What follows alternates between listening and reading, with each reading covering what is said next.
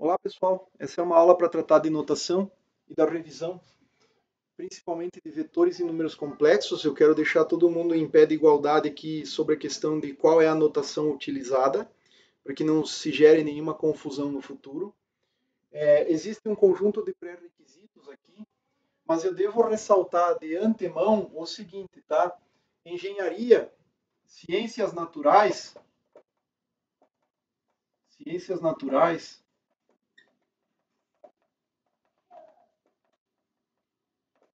e elas incluem engenharia elétrica, por exemplo, como uma aplicação, engenharia física, química, etc., tá?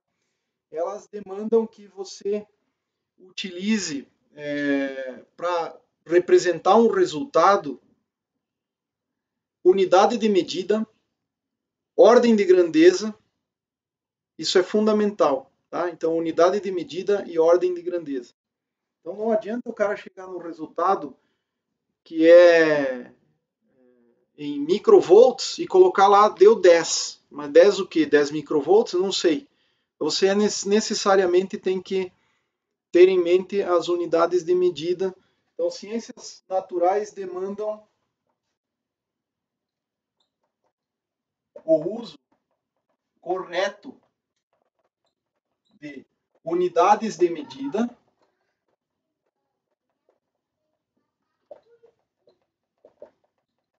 e ordem de grandeza.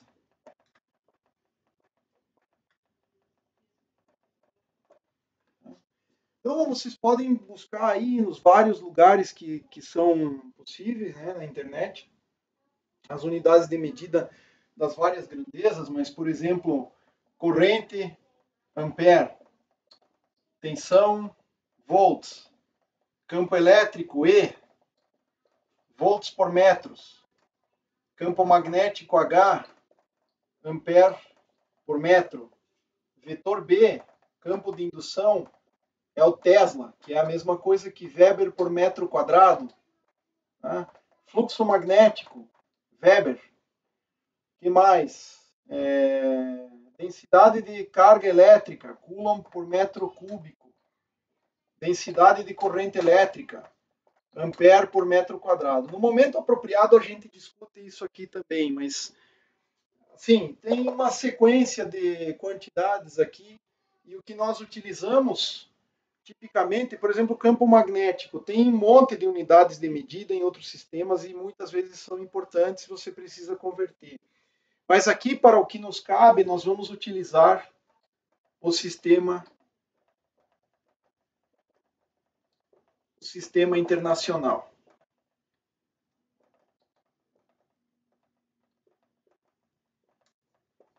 O SI. Tá? E aí, obviamente, que você tem os prefixos de ordem de grandeza. Né? Prefixos de ordem de grandeza.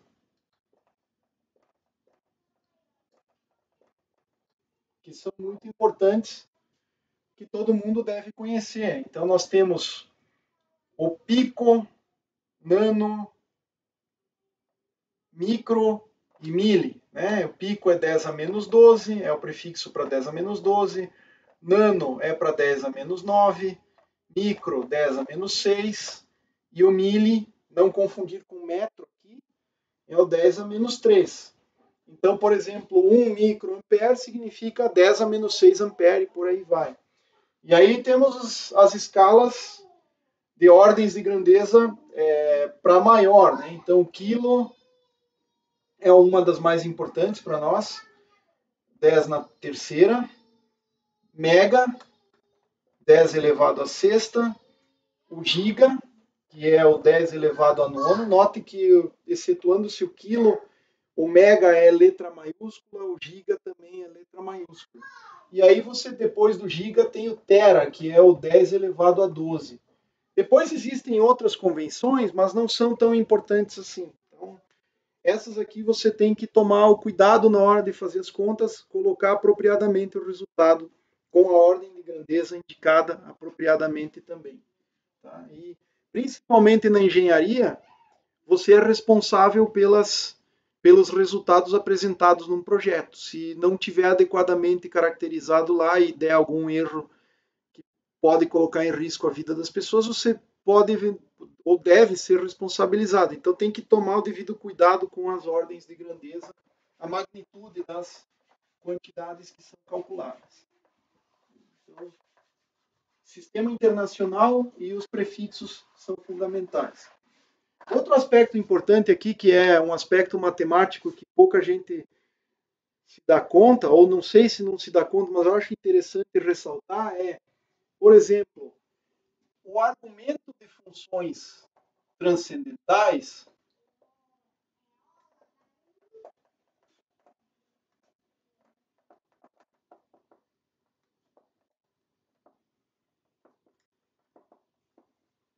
tipo seno, cosseno, tangente, logaritmo, exponencial, deve ser adimensional. Tá? E tem uma razão muito simples. Pegue, por exemplo, e elevado a x. Se você expandir isso aqui em séries de Taylor, você vai ter 1 mais x. X é qualquer coisa aqui, por enquanto, tá? X ao quadrado sobre 2 fatorial, x ao cubo sobre 3 fatorial e por aí vai, né? Então, somatória infinita. O mesmo vale para cosseno, seno, tangente, logaritmos, funções hiperbólicas em geral. Então, imagine o seguinte, se o x é metros, é medido em metros, você não pode medir esse 1, que é x elevado a zero, que é metro a zero, adimensional, com metro quadrado, com metro cúbico, com metro a quarta, com metro a quinta, metro a sexta, e assim vai. Então você não pode somar coisas em unidades diferentes. As unidades numa equação têm que ser exatamente as mesmas. Então a única possibilidade é o x adimensional. Tá? Tem que ser.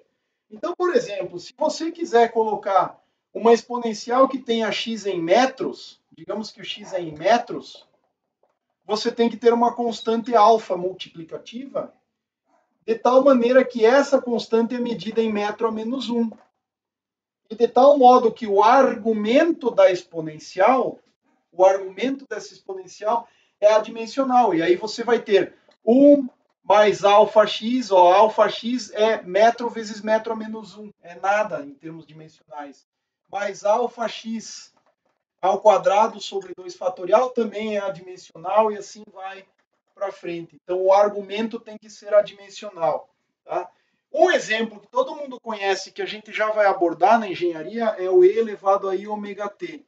E elevado a I ômega t, você pode perceber, imaginário. Ah, outra coisa, já falando de notação. Imaginário, para mim, é letra I, mas você pode usar J sem problema, é a raiz de menos 1. Tá certo? Então, essa é a unidade imaginária. Se você quiser, você pode tranquilamente, J ômega t aqui. Eu estou acostumado a escrever I, por isso que eu vou escrever I. Não é que eu tenha nada contra o J, I você pode usar tranquilamente. Tá? Mas é guardado tanto I quanto J para a raiz de menos 1. Tá? Então esse J minúsculo e o I minúsculo é a raiz quadrada é a unidade imaginária. Tá? Então, unidade imaginária. A unidade imaginária é apenas um número que não tem dimensão de nada. Então veja só, ômega vezes t. O t é medido em segundos e o ômega é medido em radianos por segundo. Aí você vai falar, mas radiano é unidade então, porque se multiplicou radiano por segundo vezes segundo, o resultado é radiano. É verdade. Só que o radiano é uma grandeza que é uma unidade de mentirinha, assim como é o Neper, tá? NP. Se você tiver essa grandeza alfa aqui, desse tipo de exponencial sem a unidade imaginária, a unidade usual é ou simplesmente metro a menos 1, no caso aqui, ou você poderia dizer que esse cara aqui é Neper por metros, NP por metro. Tá? São unidades fictícias. Tá? E por que é assim? Porque o radiano ele é derivado de comprimento de arco dividido por raio. E isso aqui é um delta de ângulo, delta teta. é um comprimento de arco dividido pelo raio. Se você pensar assim, em termos da onde foi derivada esta unidade, tem um delta θ, tem um raio e tem um delta L aqui. Então você divide o quê? Metro sobre metro. E você diz que essa é a unidade natural de medida de arco, em radianos. Então, o radiano, no fim das contas, é uma unidade inventada. Ela não é de verdade uma unidade física, porque ela é uma razão entre duas coisas de mesma dimensão. Então, na essência, tanto o radiano quanto o Neper, que é para medir, no caso do radiano, fase, e no caso do Neper, para medir atenuação, exponenciais com parte real, tipo essa aqui, não são unidades verdadeiras, são unidades fictícias. E aí está tudo certo. Tá? Então eu posso dizer o seguinte, que radiano a zero, radiano a 1, radiano ao quadrado, radiano é uma unidade idempotente. Não importa a potência, ela continua sendo radiano. E aí está tudo certo. Então, se você tivesse 1 radiano a zero, que é radiano? Radiano, sei lá, chamar radiano a zero é estranho, mas radianos, não importa a potência, é fictícia essa unidade, tá certo? Mas tome esse devido cuidado. Funções transcendentais têm um argumento sempre adimensional, e isso faz parte de uma coisa que é chamada de análise dimensional. Muitas vezes você pode perceber um erro num equacionamento, numa derivação de uma equação, porque está lá, opa, achei uma exponencial aqui, mas as unidades não estão multiplicando tudo ali, não deu a dimensional, está faltando alguma coisa. Se você sabe o que está faltando, muitas vezes é uma constante lá, que você sabe o que é, tem que ter essa constante aqui. E aí você pode corrigir sem ter que refazer todas as contas, muitas vezes, tá? Por uma análise das dimensões apropriadas. Isso aqui é uma propriedade muito fundamental de funções.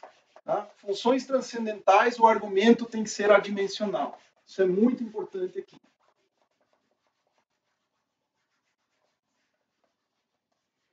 Outra coisa, tá? Derivadas. Derivadas introduzem unidades.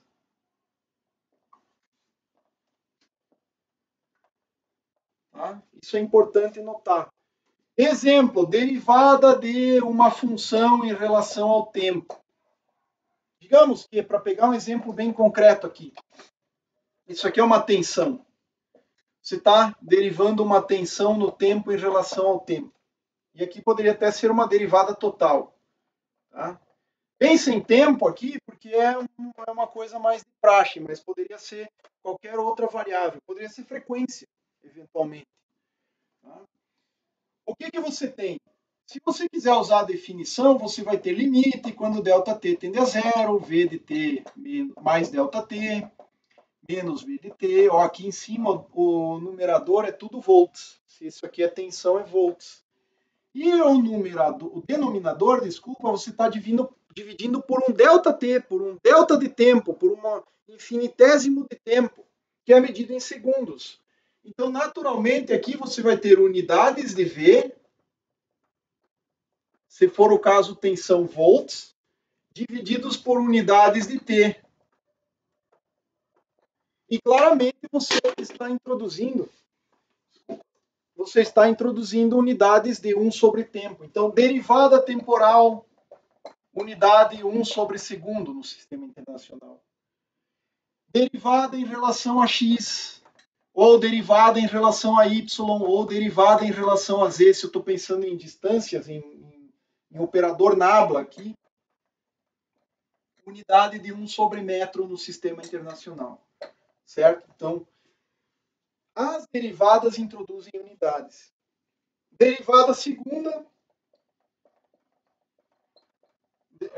vai apresentar unidades ao quadrado, porque você vai pegar diferenças das derivadas, dividir por deltas de tempo. E a derivada primeira já introduziu uma unidade. Então, se for derivada a n no tempo, é segundo a n, 1 sobre segundo a n. Ou segundo a menos n, né? Se você preferir, segundo elevado a menos n. Ordem da derivada. Se você calcular o Laplaciano, por exemplo, 1 sobre metro quadrado no sistema internacional. Então, unidades são importantes. Você pode olhar quais são as unidades de uma coisa no lado direito de uma equação e comparar com o lado esquerdo dessa equação e elas têm que bater. E aí você precisa ver que, por exemplo, unidades de Laplaciano são medidas em inverso de metro quadrado vezes as unidades da função na qual você está operando o Laplaciano. Isso aqui é outra coisa muito importante. Derivadas introduzem unidades. Outra coisa que é interessante já colocar desde agora é a função delta de Dirac, ou função impulso.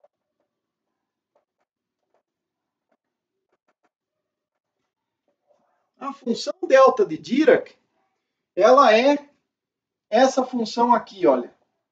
Você imagine uma função calculada em torno de um certo x0. Esse x0 aqui é uma variável x, que pode ser espaço, pode ser tempo, não importa, tá?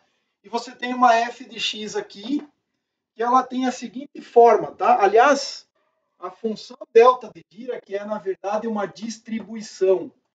É uma quantidade que na matemática os matemáticos definem como algo que não é propriamente definido em todos os pontos, mas tem uma integral cujo valor é bem definido.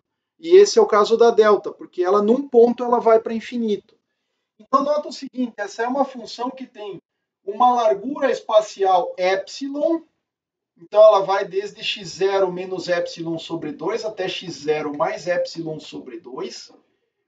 E ela tem um valor assim, olha, 1 sobre epsilon. Perceba que a largura da base desse cara, a largura desta base é epsilon, e a altura é 1 sobre epsilon. Então você pode, no final, tomar o limite quando epsilon tende a zero para esta função, e ela vai ter o quê? Uma altura tendendo a uma coisa muito gigante, tendendo a infinito, e uma base muito estreita. Mas esse retângulo aqui tem uma área, vou chamar entre aspas, porque essa função, esse x pode ser medido em qualquer coisa, uma área que é unitária, adimensional. Veja por que ele é adimensional. Você está multiplicando largura da base, epsilon, por altura 1 sobre epsilon. Então, nada sendo definido, ela é uma função que é delta de centrada em x0, então delta de x menos x0, centrada em x0, é igual ao limite de quem? De epsilon tendendo a zero em uma função que é zero para x, para o x diferente de x0, tá? Diferente de zero não, aqui diferente de x0, ou fora do intervalo, vamos colocar aqui como intervalo. É 1 sobre epsilon no intervalo x menor que x0, ou x maior que x0 menos epsilon sobre 2, e menor que x0 mais epsilon sobre 2, menor ou igual aqui, vamos colocar assim, e zero fora desse intervalo, fora. Vou colocar só assim, fora. Se você fizer o limite, de fato, ela continuará sendo zero, mas ela vai explodir aqui nesse ponto. Então, ela vai ser efetivamente infinita em x0 e zero para x diferente de x0, certo? Ou seja, x igual a x0, ela vai para infinito e fora desse ponto ela vai para zero. Mas se você integrar isso aqui em todo o intervalo de menos infinito a mais infinito, ela te dá 1. Integrado sobre a variável dx, ela te dá 1. Então, essa é uma propriedade. Você pode mostrar, multiplicando esse gráfico aqui por uma função g de x qualquer, e fazendo o limite, você pode mostrar que ela tem a propriedade da amostragem, tá? Então, a integral da delta de x menos x0 vezes uma g de x, uma função g qualquer, integrado sobre x, vai amostrar essa função em x0, tá? E é muito simples de entender, porque você está multiplicando uma função qualquer g de x aqui, olha, se você está multiplicando duas coisas, isso aqui é uma g de x, você na prática está zerando a g de x em todos os lugares, no produto dá zero, então no produto você teria isso aqui, ó, o produto das duas daria zero, alguma coisa que é 1 sobre epsilon vezes a g de x, então isso aqui seria 1 sobre epsilon vezes g de x, perto de x0, g de x perto de x0, e depois zero de novo. Então, isso é o produto das duas, se integrando aqui. No limite, quando epsilon tende a zero, o único ponto que é tocado pela f de x que está aqui é o g de x igual a x0, por isso que ela está mostrando a função. Tá? Então, isso aqui são propriedades da delta. Mas uma coisa que talvez pouca gente mencione é que a delta tem unidades de medida, unidades de um impulso, unidade do impulso. Claro, impulso puro, né? Posso multiplicar por um A aqui que tem unidades de outra coisa, mas o impulso por si só, por definição de impulso, unidades do impulso, da função delta de Dirac, inverso do argumento, sempre. É o inverso do argumento. Digamos que esse x seja medido em metros aqui, ó. Se o x é medido em metros, em que vai ser medido a delta de x? Que poderia ser centrada em zero, tá? Mas pode ser centrada em qualquer x0. Seria medida em metro a menos 1. A delta de x, x em metros, a delta seria medida em metro a menos 1. E é evidente da definição, olha, a própria função é medida em 1 sobre esse intervalo epsilon. E esse intervalo epsilon é medido em unidades de x. Então, a função f de x que dá origem a delta é medida em metro a menos 1, é inverso de distância, né? No caso de x ser metros. Se for segundo, segundo a menos 1. Se for frequência, hertz, por exemplo, vai ser delta de f. Delta de f, f em hertz, você teria a unidade de medida em hertz a menos 1, ou segundos, se você preferir, ok? Então, delta de Dirac tem unidades de medida e tem essas propriedades fundamentais aqui. Vamos adiante. Questão de notação.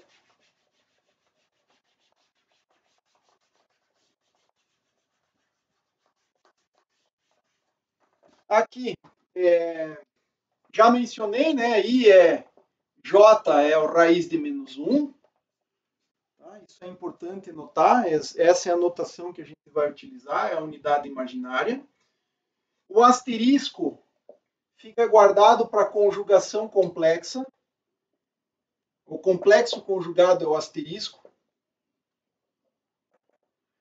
E essa operação aqui, ela simplesmente é a troca de I, ou J, se você estiver usando J, por menos I. Okay? Então, em termos de números complexos, você pode ter o plano complexo aqui, definido como real e imaginário, e você pode colocar um número complexo aqui. Vou chamar esse número de psi. Tá? Esse número aqui é isomórfico, a álgebra dos complexos é chamada isomórfica dos vetores no plano. Tem as mesmas regras de adição, etc. Só que com componentes. Então, aqui eu posso dizer que esse número psi tem uma componente A, que é a parte real, e uma componente B, que é a parte imaginária. Eu posso dizer que psi é A mais IB, e o complexo conjugado é a troca de I por menos I. Então, é A menos IB. Ou seja, o complexo conjugado está aqui, ele tem que ser tratado como um número independente de psi. São dois números independentes, ou seja, a derivada de psi em relação a psi complexo é zero.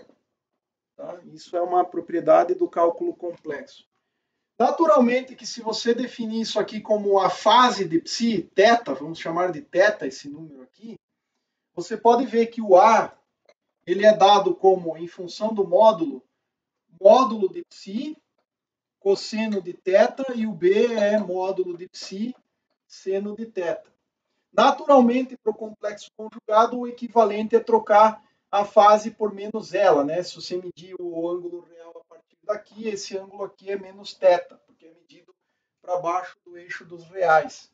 Então, a conjugação complexa é equivalente a trocar I por menos I, né? A conjugação complexa, equivalente a trocar o imaginário por menos ele, ou equivalentemente trocar a fase por menos ela. Tá? Dá na mesma, se você escrever o número em forma módulo e fase. Só lembre do seguinte, tá? Se é um número complexo que pode ser escrito na forma, se você substituir o A e o B aqui, você vai ter módulo de psi em evidência, é o tamanho do vetor. Naturalmente, o tamanho desse vetor não, né? Número complexo. O tamanho desse complexo é simplesmente a soma dos quadrados e extrai-se a raiz, tá? Então, se você colocar esse número complexo na forma de módulo e fase, você vai ter o módulo cosseno mais i seno, que a gente sabe, é e elevado a i teta. Tá? Então, cosseno de teta mais ou menos i seno de teta é igual a e elevado a mais ou menos i teta. Isso aqui é uma propriedade importante dos números complexos. Então, guarde bem esta propriedade aí. O que mais que a gente pode falar a respeito de números complexos? Que é propriedade importante. Tá? Isso aqui está na lista de exercícios. Lista de exercícios, você pode demonstrar o seguinte, demonstrar que o produto de complexos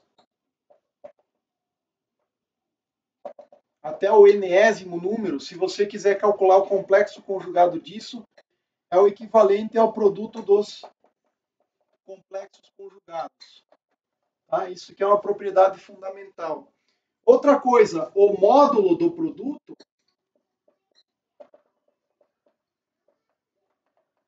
e aqui é muito fácil de fazer, é só você escrever o número na sua forma módulo e fase, é igual ao produto dos módulos. Vale mesmo para divisão, tá? A divisão de dois complexos em módulo é a divisão dos módulos. E a fase de um produto, a fase deste produto é simplesmente a soma das fases.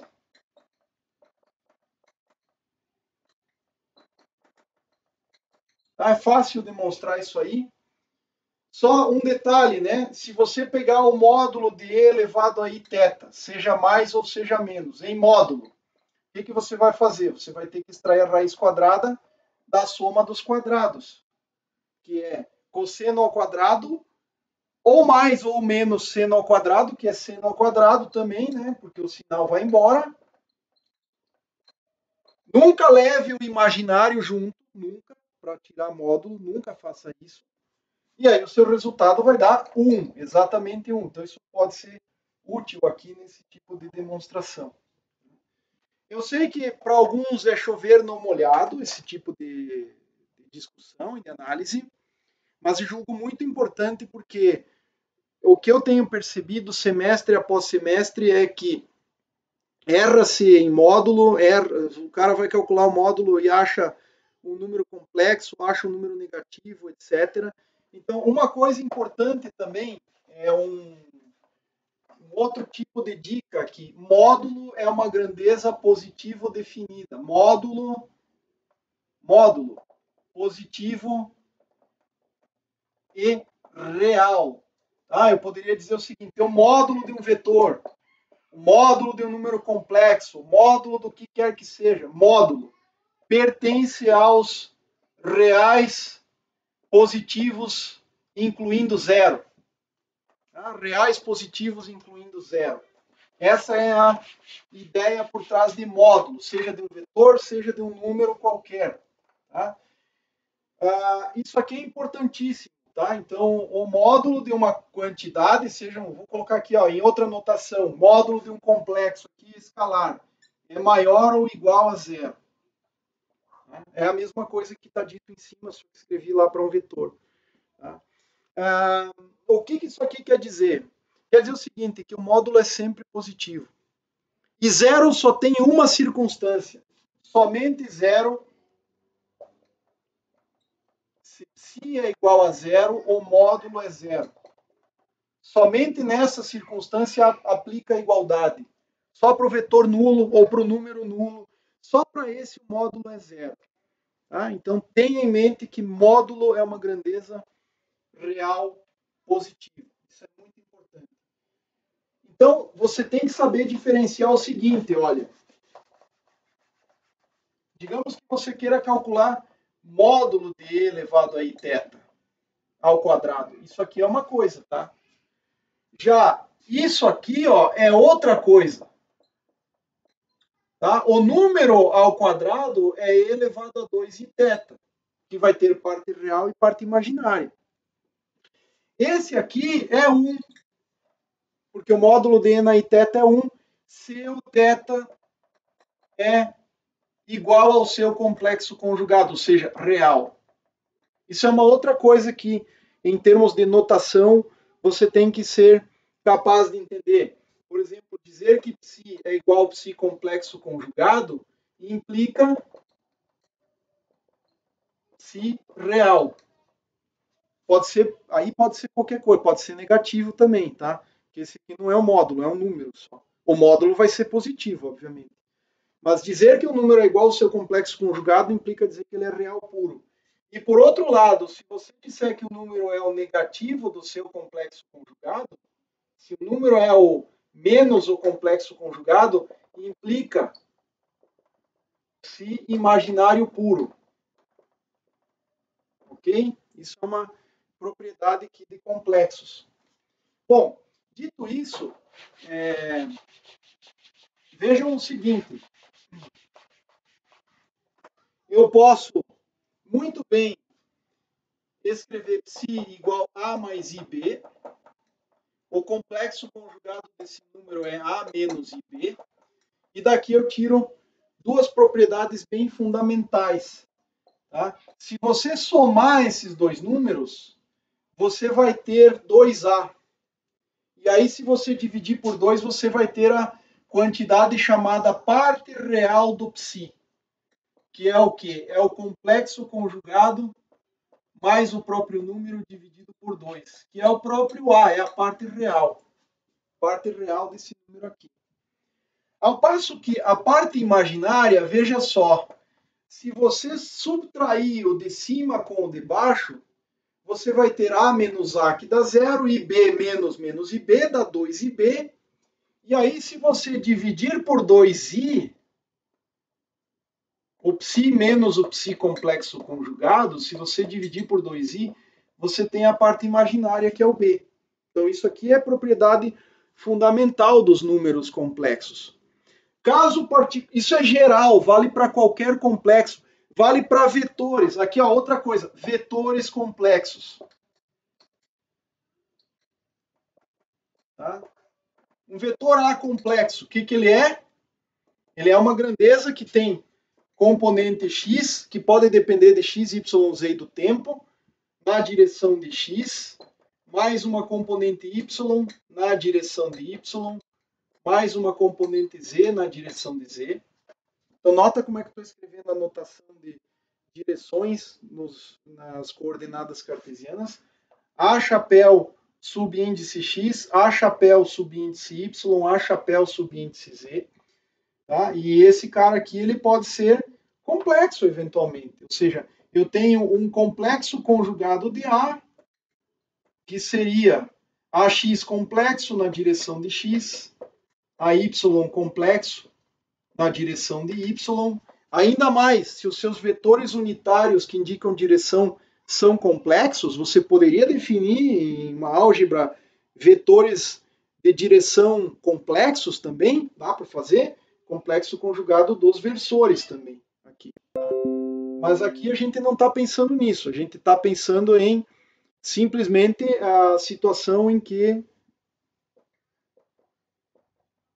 os números complexos são somente atribuídos aos componentes do vetor. Então, nesse caso também, você pode escrever assim, ó, que o AX, tanto para o AX, AY, AZ, para uma componente késima desse vetor, você tem aquela componente parte real, mais aquela componente késima parte imaginária. Nesse caso, seria X, Y ou Z. Tá? E da mesma maneira, você poderia escrever como módulo da componente késima e elevado a I fase da componente késima. Você pode escrever dessa forma. Então, O que é um vetor complexo? É um vetor em que cada componente é um número complexo. Você pode escrever assim, ó, um vetor puramente real, parte real desse vetor, como um complexo mais o seu complexo conjugado dividido por 2. E você pode pegar a parte imaginária deste mesmo vetor, como o vetor menos o seu complexo dividido por 2i. Vale para vetores, porque um vetor é constituído de componentes e essas componentes podem ser complexas e a soma de vetores é uma operação linear. Então, um vetor em geral A, ele pode ser, se ele for complexo, escrito como um vetor parte real mais i, um vetor, que é a parte imaginária desse vetor aqui. Mas daí não dá mais para colocar na forma de um único módulo e uma única fase, porque cada componente aqui tem o seu módulo e a sua fase. Tá? Então você eventualmente poderia ter uma fase global, aí tudo bem, daria para fazer, mas em geral não é o caso. Tá? Então, isso aqui é bem válido, no caso geral, vetores complexos. Tá? O que mais que é possível lembrar? Se eu quiser calcular o módulo de um vetor complexo, você perceba o seguinte. Tá? Note que multiplicar um número complexo pelo seu complexo conjugado, eu vou até fazer em componentes cartesianas, porque eu poderia fazer em componentes polares, e aí é mais fácil ainda, porque é módulo e na i fase vezes módulo, dá na mesma aqui, vamos colocar aqui, módulo de psi, e na i fase de psi. O complexo conjugado é a menos ib, se você representar em componentes cartesianas, o que corresponderia a módulo e na menos i fase.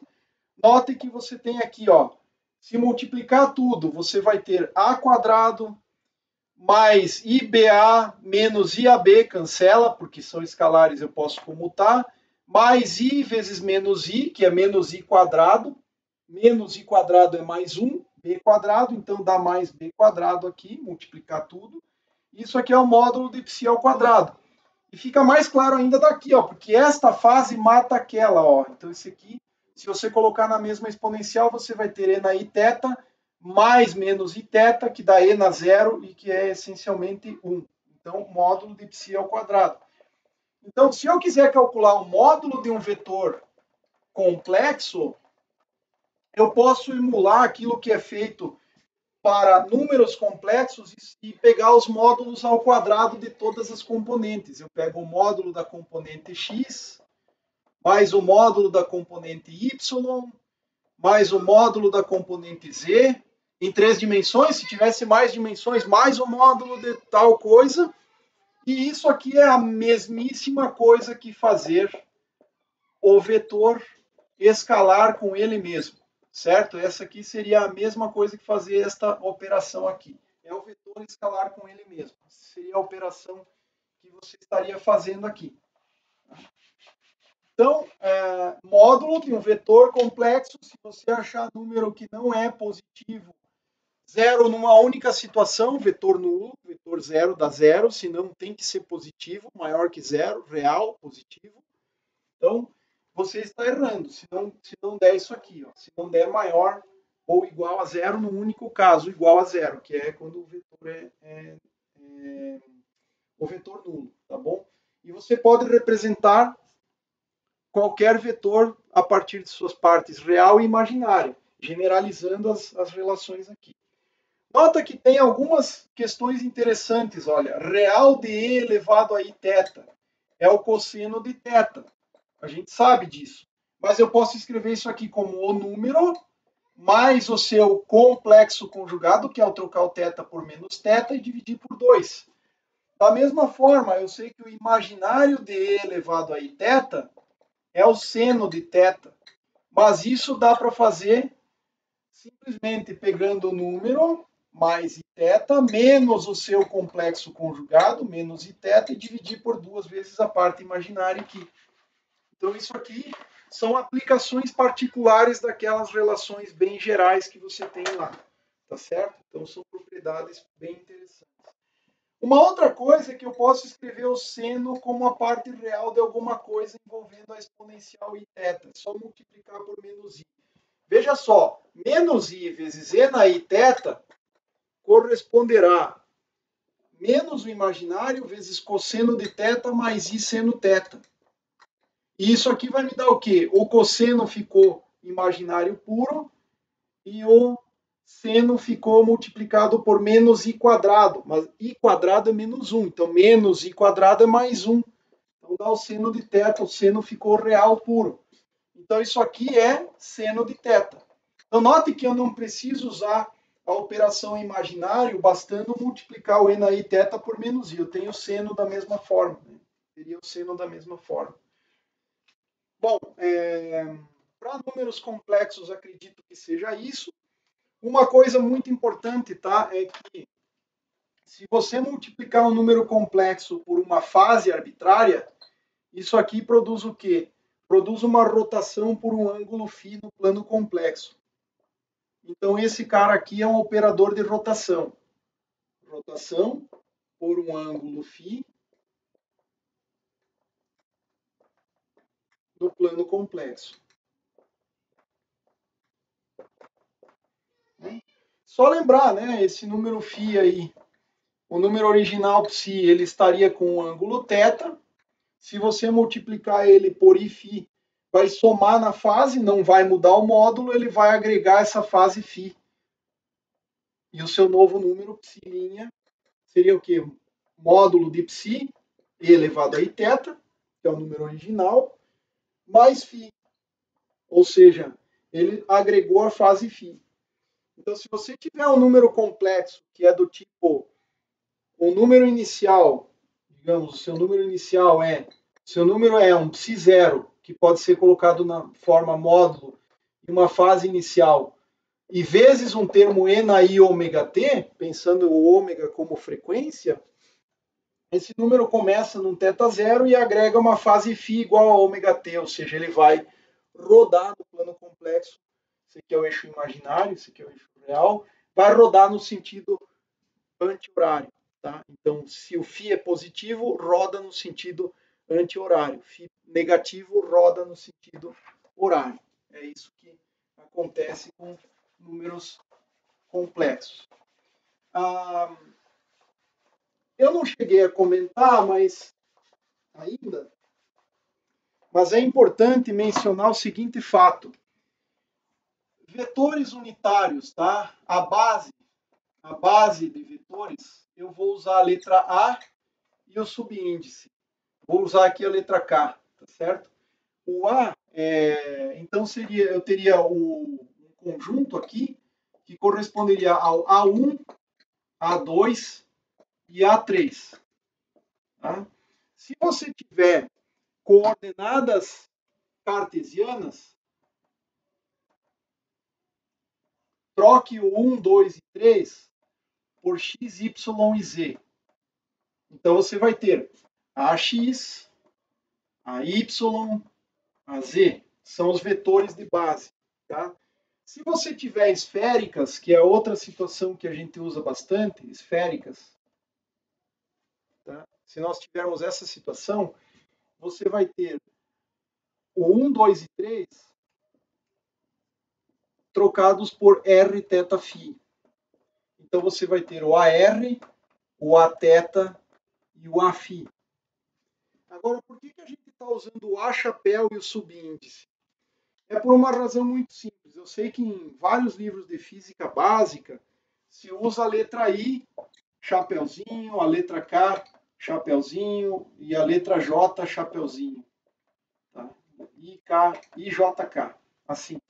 Para versores, para os componentes, direções unitárias em cada eixo, x, y e z. Mas aqui, isso aqui não é bom. Porque o I é unidade imaginária, pode facilmente confundir. J também, dependendo da notação que você use. Além do que, tem o J maiúsculo vetor, que é densidade de corrente. E o K, em geral, é usado para o número de onda, para o vetor K.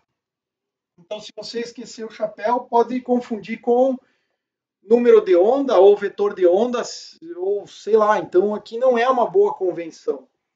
E é por isso que a gente usa a letra A, chapéu, e a direção específica aqui. Então essa é a notação que a gente vai usar para vetores. Isso é importantíssimo. Cada vetor tem componentes, você pode escrever um vetor por extenso, ele pode ser complexo, então por extenso, escrito dessa maneira. Eu vou usar a partir de agora componentes cartesianas para fazer as coisas aqui, acho que é mais simples, tá? Então, se você quiser, substitua x, y e z por r, θ, φ em algum outro sistema de coordenadas. Tá? Mas, de forma geral, veja só, você tem uma coisa chamada produto escalar. O resultado é um escalar. O resultado é um escalar.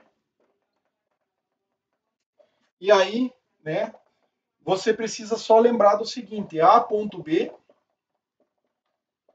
se você pegar dois vetores, é AXBX mais AYBY mais AZBZ, mas você pode também fazer uso daquela propriedade da álgebra dos vetores unitários. Para o produto escalar, o AKésimo, produto ponto com o ALésimo, é a chamada delta de Kronecker. Delta de KL, é a delta de Kronecker aqui.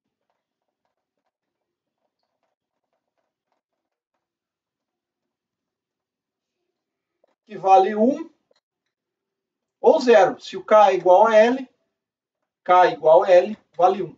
Se o K é diferente de L, vale 0. Tenho que lembrar que produto escalar é aquela ideia de projeção de um vetor sobre outro. Estou projetando um vetor sobre outro. Estou tentando ver a sombra que um vetor faz sobre o outro. Se eu pegar, por exemplo, dois vetores unitários que são ortogonais e tentar iluminar aqui por cima, esse cara não faz sombra nenhuma no de baixo. E aí a projeção é 0. Tá? Agora, se você pegar um vetor que tem tamanho 1, projetando, fazendo sombra sobre ele mesmo, o resultado é 1. Então, essa é a ideia. E aí, o produto escalar é a sombra que um vetor faz sobre o outro, em termos de produto dos módulos e o cosseno do ângulo entre eles. Mas em termos de componentes, você teria exatamente isso aqui, ó. AXBX mais AYBY mais AZBZ. E se você escrever o A e o B em termos de componentes, você pode multiplicar todas elas, você vai ter os produtos escalares entre os vetores unitários. Então, esse pontinho aqui, ó, lembre, use, seja coerente com a notação. E uma coisa fundamental é essa. Se você for disciplinado em termos de notação, dificilmente vai ter problemas em trabalhar com vetores, né? O pontinho representa produto interior, ou produto escalar. Ao passo que existe uma outra quantidade chamada produto vetorial, que o resultado é um vetor.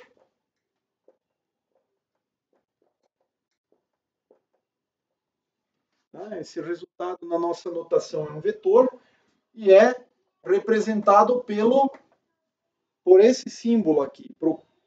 Muitos chamam de cruz, tá? Mas é um X, né? Ou cross product em inglês. A vetorial B é um vetor C, é um terceiro vetor. Regra da mão direita, né? Se você tiver o A aqui e o B para cá, o resultado de C é rodando o A na direção de B, roda o A, é o A que aparece primeiro na direção de B. Regra do parafuso te dá o vetor C. O módulo de C é a área, é aquela área ali. E a direção é a direção perpendicular ao plano formado por A e B. Tá?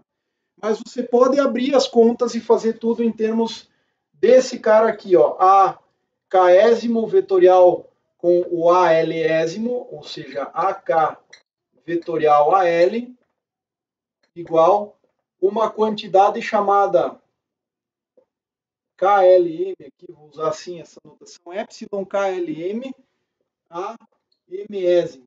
Esse cara aqui é o chamado tensor de Levi-Tivita.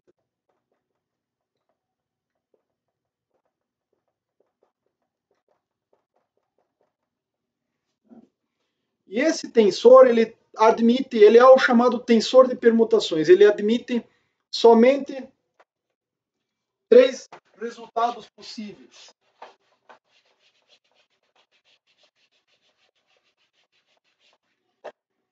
Que é o seguinte: mais 1, menos 1 ou 0.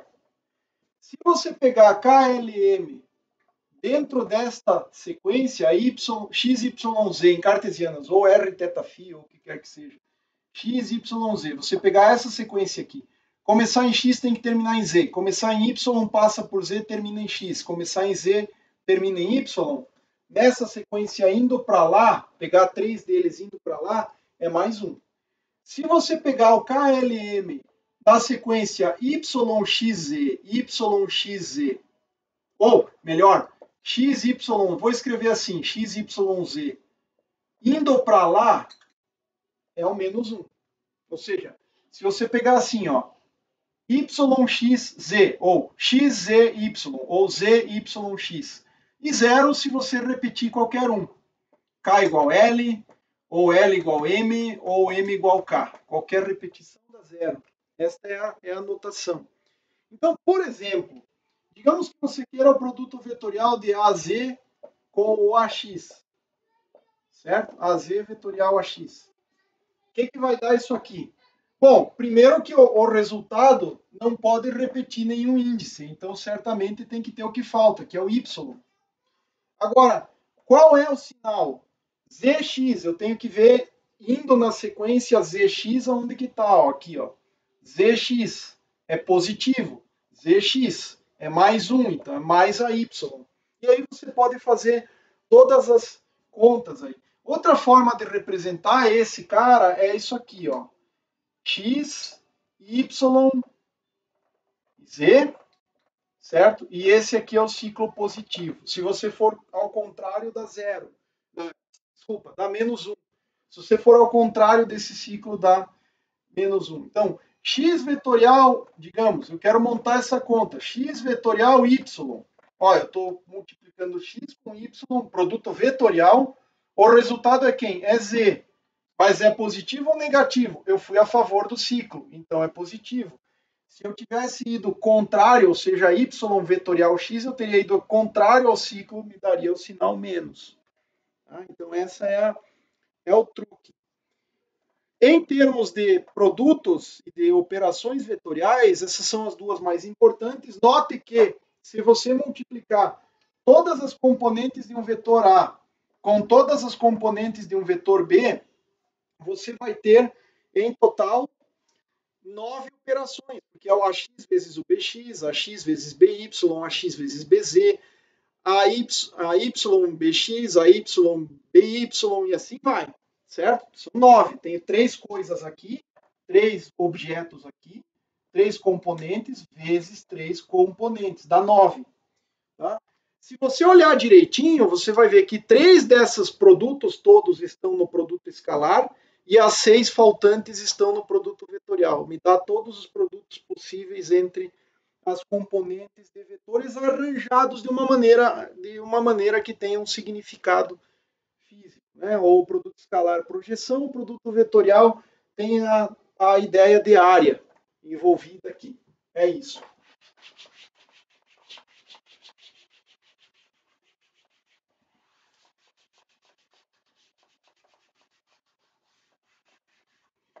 Bom, existe ainda 3 operações fundamentais, das quais você pode derivar outras. Tá? No cálculo, o gradiente, a operação gradiente, tá? Sempre usando o operador nabla, que eu posso representar, assim como qualquer vetor, as componentes.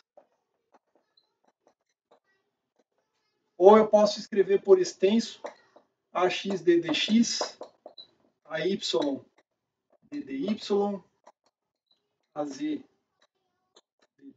Eu posso escrever dessa forma, ou escrever assim, tá? Mas, basicamente, a operação gradiente, eu entro com uma grandeza escalar, pensando aqui numa maquininha de fazer contas, eu tenho o gradiente, do lado de cá sai um vetor. Então, se você tiver um escalar φ, o resultado é o vetor gradiente de φ. Tá? Isso é, do ponto de vista operatorial da coisa, é isso que me interessa mais. Então não erre isso. Tá? Ah, detalhe, escalares, a gente representa simplesmente assim, φ de x, y, z do tempo, ou simplesmente φ de vetor posição r tempo, ou função f de r t, ou só depende de r, ou só depende do tempo, tá? Mas é assim. Já vetores, a nossa notação, ela é dada como φ vetor, se fosse usada a mesma letra, tem uma flechinha em cima, tá? Como função de quem? Da posição, ó, nota flechinha em cima do R, do tempo, tá? A vetor, tá? Como função da posição e do tempo, ou só função da posição, ou só função do tempo, ou coisa assim. Em livros e tal, você poderia usar aquilo que é o bold letter, né? Ou negrito, né? A representação assim, com destaque. Mas é ruim de fazer isso no quadro, no papel, então, símbolo, vetor. Excetuando-se o nabla, que alguns lugares colocam a flechinha, outros não. Eu prefiro não colocar porque é muito evidente que tem a flechinha ali. Tá? É um vetor, a gente sabe. Então, o gradiente, ele é, quando operando sobre um escalar, ele te dá as três derivadas em relação às direções do espaço. Tá? Porque, basicamente, se você pega uma função escalar, tipo temperatura, é um campo escalar. Temperatura é um valor em cada ponto do espaço. Mas como ela varia em altitude, em eixo longitudinal ou em eixo x e y, pode ser diferente de um eixo para outro. Tá? Se você tiver uma parede inteira, digamos que isso aqui tudo fosse uma fonte de calor, eu quero saber a temperatura em cada ponto. Tá? Se a parede é homogênea e está irradiando calor em todos os lugares da mesma forma, eu me deslocar lateralmente, mantendo a distância, não tem por que mudar a temperatura. Então, a derivada da temperatura seria zero aqui. Agora, se eu for para frente ou se eu me deslocar para trás, eu estou me afastando ou me aproximando da fonte. E, naturalmente, a temperatura tende a aumentar. Né? Então, o gradiente, ele mede isso, mede as variações espaciais de escalares. No caso de gradiente espacial, que é o que a gente usa, tá? Mede variações espaciais dos campos escalares.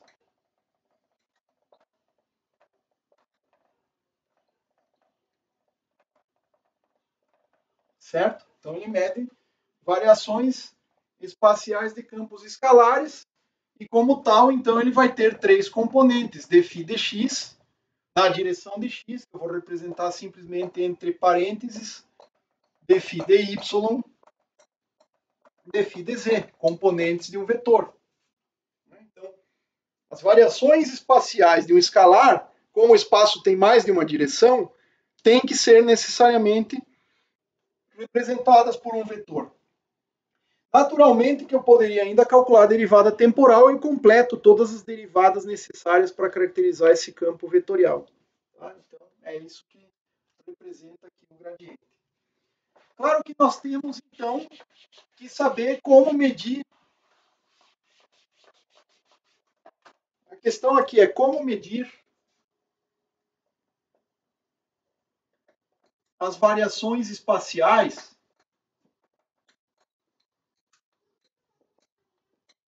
de um campo vetorial.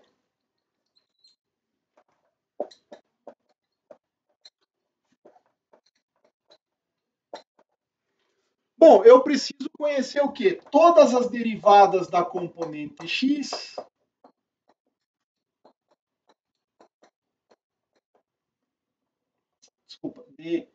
dAx dy, dAx dz. A mesma coisa para a componente y, que dá o quê? 9, né? Eu tenho três componentes para o vetor, três componentes para as derivadas no espaço tridimensional. Então, em R3, tem 9 derivadas, que são as é o nabla operando sobre as componentes do vetor A, que tem 3. Então, 3 vezes 3. Isso aqui é organizado de duas formas diferentes. Tá? De duas maneiras. Inclui tudo, mas é colocado em duas operações. Uma, divergente. Tá? Divergente, você pega um vetor, coloca na maquininha de calcular divergência e o resultado é um escalar. Certo? Chamado divergência do vetor A.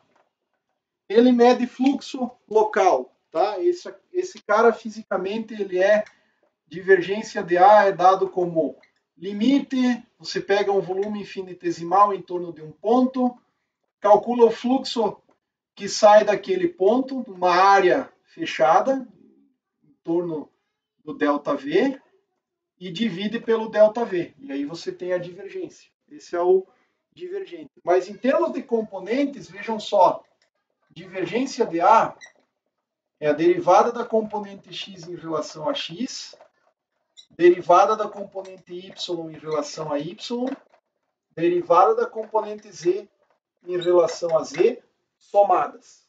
E a direção evapora do mapa aqui.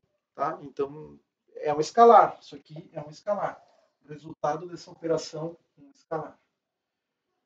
Bom, aí, as outras componentes que nós precisamos, elas vão estar colocadas numa outra quantidade chamada de rotacional do vetor. Tá? O rotacional, você pega um vetor, A, joga na maquininha de calcular rotacional e o resultado é outro vetor, que é denotado por rotacional de A. Tá? Agora, você tem várias maneiras de fazer, eu vou apresentar aqui coordenadas cartesianas, uma forma bem mnemônica de você fazer. Então, rotacional de A. Como é que você vai montar a sua conta? Primeiro, tem 3 direções do espaço. Então, AX, AY e AZ. 3 direções do espaço. Somam-se, né? Eu estou escrevendo em linhas diferentes, mas é o resultado de um vetor. Tem componente x do rotacional, componente y e componente z. O que ele faz? Ele pega derivadas de A. Sempre tem um sinal menos no meio do caminho, que vem por conta da anticomutação da operação rotacional. Então, em todas as componentes, ele pega derivadas de A, menos outras derivadas de A. Nota que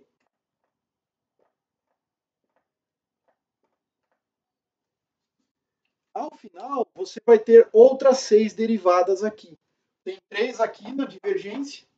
Ao total, para conhecer todas as variações espaciais de um vetor, eu preciso de 9.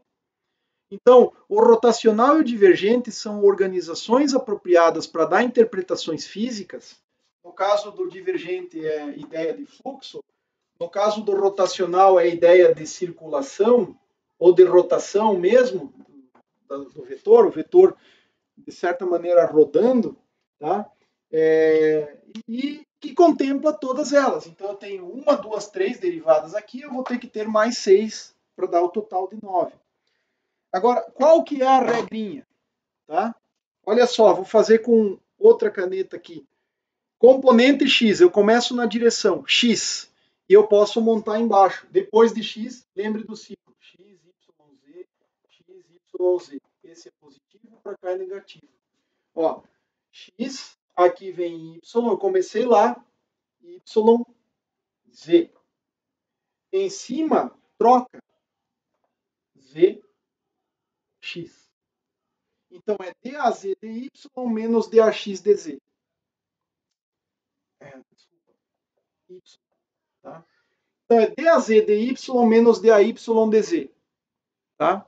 Nota que o nabla aparece primeiro, então a direção dele vem primeiro, depois vem a do vetor. Então, o que ele está fazendo? Ó, d de y na direção de y, vetorial com a z na direção de z, y vetorial z dá mais, direção x, mas ele está pegando o quê? O d de y da componente z. E o menos, da onde veio aqui? Veio porque d de z vetorial com a y na direção y, eu estou fazendo a z vetorial y, e z vetorial y é menos a x. E aí isso aqui monta para mim a parte x. Y, você pode fazer da seguinte forma, ó. Tanto faz se você quer completar embaixo primeiro ou completar um lado primeiro. Tanto faz. Y, sequência positiva, quem que vem?